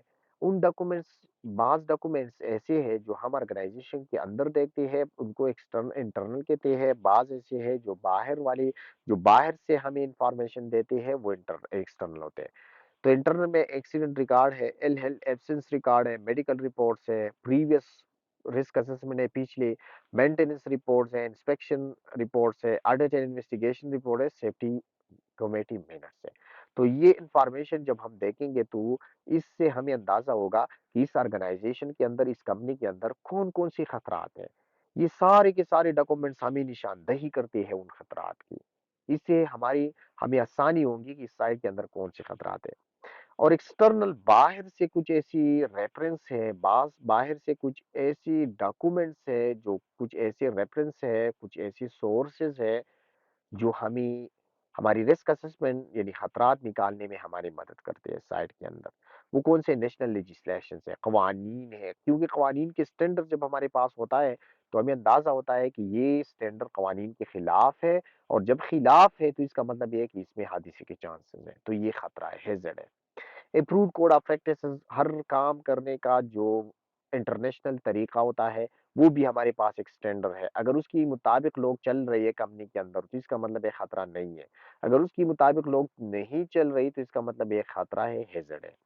स्टैंडर्ड आईएसओ की जो स्टैंडर्ड है, मैन्युफैक्चर इंफॉर्मेशन, यानी जो चीज हम लाते हैं बाहर से, जो मशीनरी, वो मैन्युफैक्चरर की तरफ से, बनाने वाले की तरफ से जो इंफॉर्मेशन आती है उस डॉक्यूमेंट में, जो उसके साथ मुंसलिक होते हैं, तो वो हमारे पास एक स्टैंडर्ड होता है, क्योंकि उसमें लिखा होता है कि इसकी ये खतरात है और ये हादिसा इस मशीनरी की, ये मशीनरी जब आप चलाएंगे, तो इसमें ये खतरा आ सकता है। जिस तरह मेडिसिन्स में होता है कि इस मेडिसिन्स की साइड इफ़ेक्ट्स क्या है, आप इसको ओवरडोज़ करेंगे तो क्या नुकसान मिलेगा। सेफ्टी पब्लिकेशंस जितनी दुनिया में हो रही है, उसमें ये भी हमारी सोर्स ऑफ इंफॉर्मेशन है इंटरनेशनल बॉडीज में।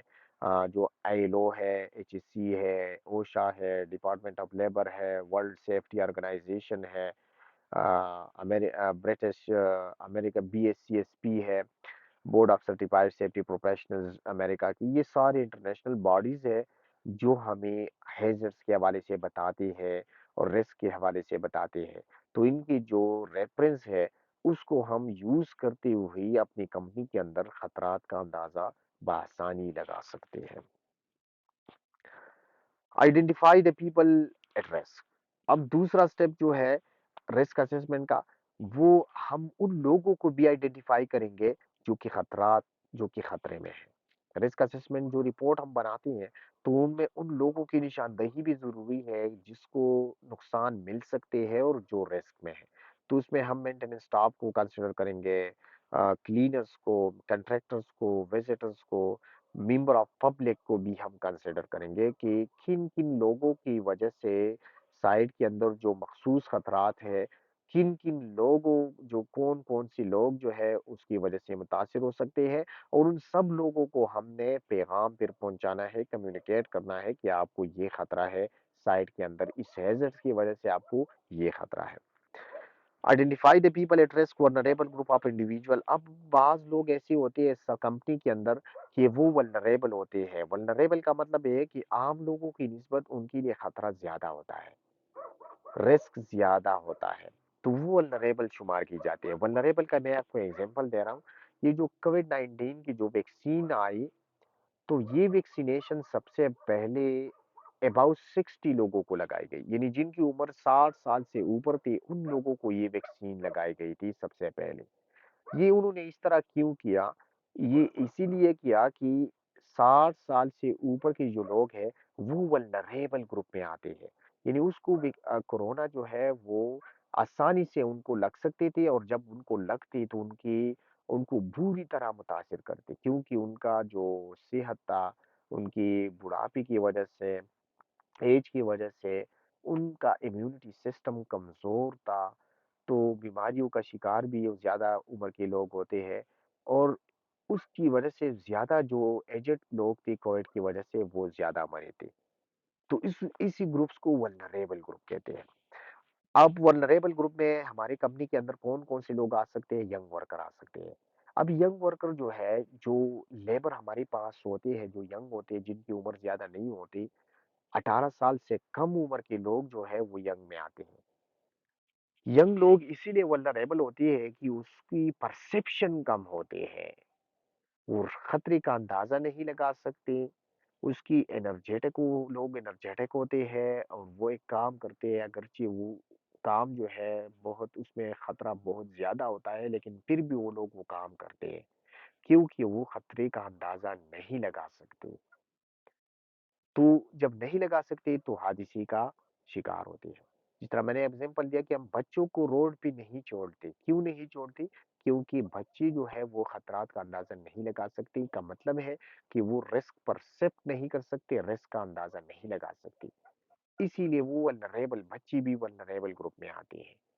तो यंग वर्कर जो है vulnerable, new and expected mothers, बाज वमेन होते हैं, बाज कंपनी के अंदर, बाज ऑर्गेनाइजेशन के अंदर फीमेल काम करते हैं, तो बाज़ फीमेल एक्सपेक्टेंट कंडीशन में भी हो सकते हैं और उससे वल्नरेबल ग्रुप में आते हैं। डिसेबल वर्कर, माज़ूर लोग जो है वल्नरेबल ग्रुप में आते हैं।